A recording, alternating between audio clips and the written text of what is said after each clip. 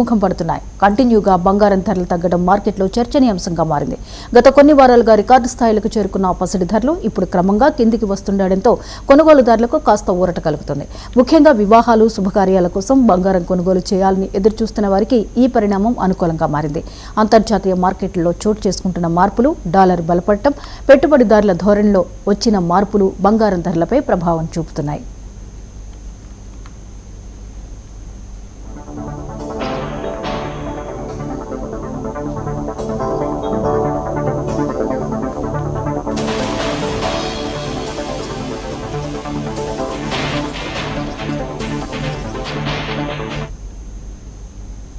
ఇటీవల అంతర్జాతీయ స్థాయిలో ఆర్థిక పరిస్థితులపై అనిశ్చితి తగ్గుముఖం పట్టడం, కొన్ని దేశాల మధ్య వాణిజ్య సంబంధాలు మెరుగుపడతాయనే సంకేతాలు కనిపించడం వల్ల పెట్టుబడిదారులు సురక్షిత పెట్టుబడిగా భావించే బంగారం నుంచి ఇతర ఆస్తుల వైపు మొగ్గు చూపుతున్నట్లు మార్కెట్ నిపుణులు చెబుతున్నారు.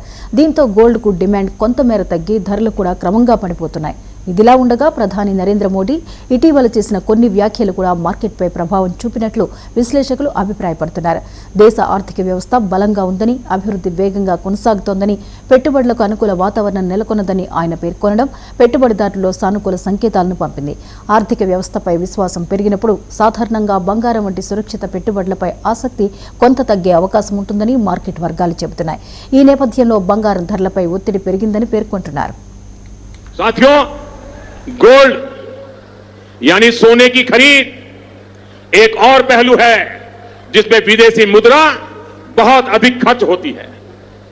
एक जमाना था जब संकट आता था, कोई युद्ध होता था तो लोग देश हित में सोना दान दे देते थे।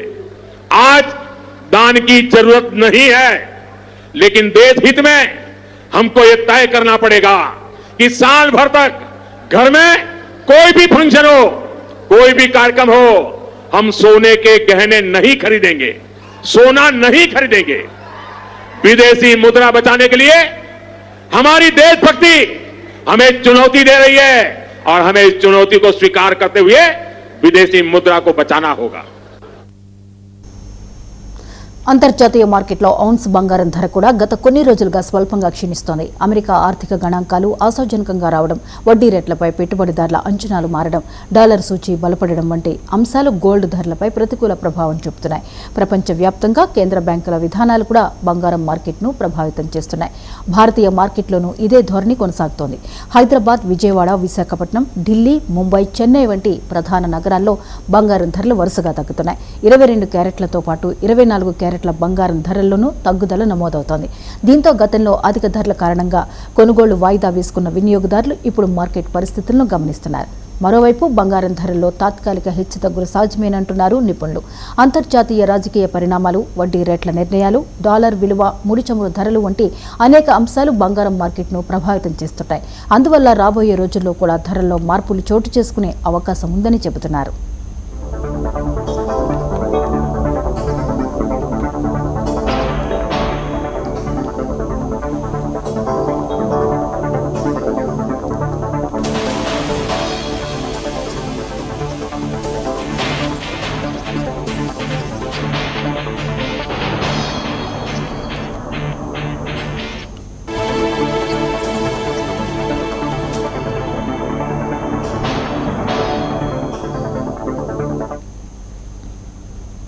ఇక ఆభరణాల వ్యాపారులు మాత్రం ఈ తగ్గుదల కొనుగోళ్లను పెంచే అవకాశం ఉందని భావిస్తున్నారు. పెళ్లిళ్ల సీజన్, పండుగల సమయం సమీపిస్తుండటంతో ధరలు మరింత స్థిరపడితే వినియోగదారుల నుంచి మంచి డిమాండ్ వచ్చే అవకాశాలు ఉన్నాయని వారు అంచనా వేస్తున్నారు. గతంలో ధరలు భారీగా పెరగడంతో కొనుగోళ్లు తగ్గినా ప్రస్తుతం ధరలు దిగి వస్తుండటంతో మార్కెట్లో కదలికలు పెరుగుతాయని చెబుతున్నారు.